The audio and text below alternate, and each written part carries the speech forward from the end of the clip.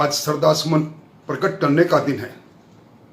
आज स्मरण करने का दिन है एक ऐसे युग पुरुष का जिन्होंने इस राजस्थान का गौरव हिंदुस्तान के राजनीति में बढ़ाया।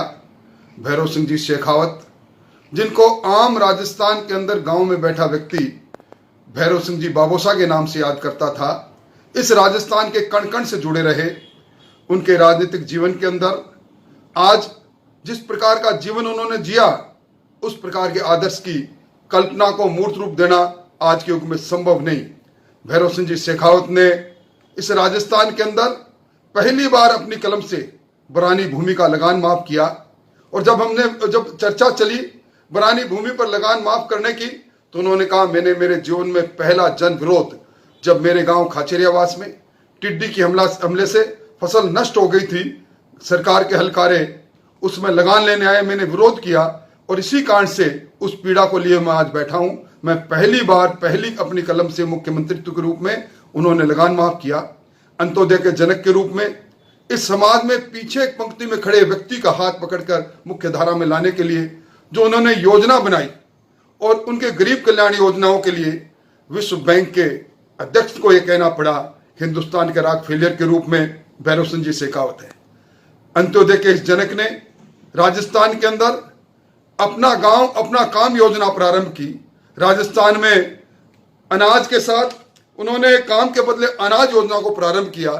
पहली बार गांव के लोगों को लगा कि हम श्रम करेंगे तो धरती के सीने से चीर कर अनाज नहीं, हम सरकार से भी अनाज ले सकते हैं। उस प्रकार की बहुत सी योजनाएं उनके नाम के साथ जुड़ी हुई है। राजस्थान में साक्षरता के लिए उन्होंने जो काम किया, अपने आप में अद्वितीय काम किया।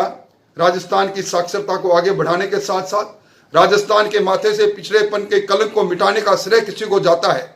आधुनिक राजस्थान के निर्माण की आधारशिला किसी ने रखी तो भैरव सिंह जी ने रखी।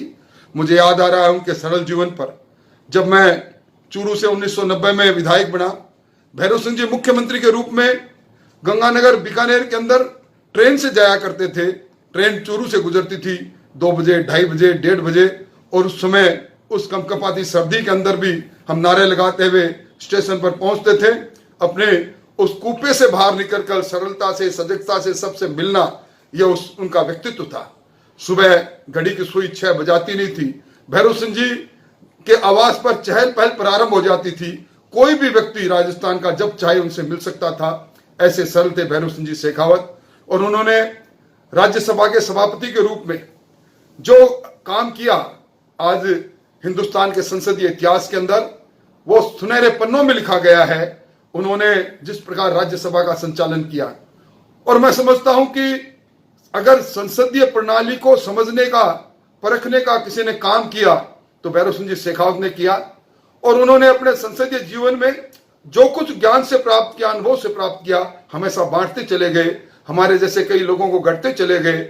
ऐसे शिल्पीकार को मैं हृदय से सुमन प्रकट करता हूं श्रद्धांजलि के। और हम उनके जीवन जैसा अपना जीवन बना तो नहीं सकते, पर आज भी एक प्रेरणा स्रोत के रूप में भैरव सिंह जी का जीवन हमारे सामने, हमारी आंखों के सामने है।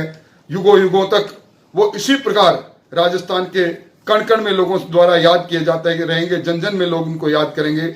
मेरी सदा सुमन हृदय से उनको ढेरों सारी श्रद्धांजलि।